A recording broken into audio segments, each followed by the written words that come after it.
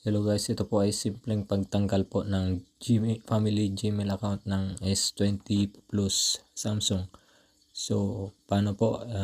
Connect lang po yung cable, tapos press po yung volume up tsaka yung power button para mag-enter po sa recovery mode. Tapos yan po, wipe all data po, factory reset lang po, then reboot. Tapos yan po, hintayin nyo lang pong matapos nyan yung pagload ng system nya. Tapos nyan po, select nyo lang po yung language, tapos follow nyo lang po yung next step po. Yan, sundin nyo lang yung mga steps dyan.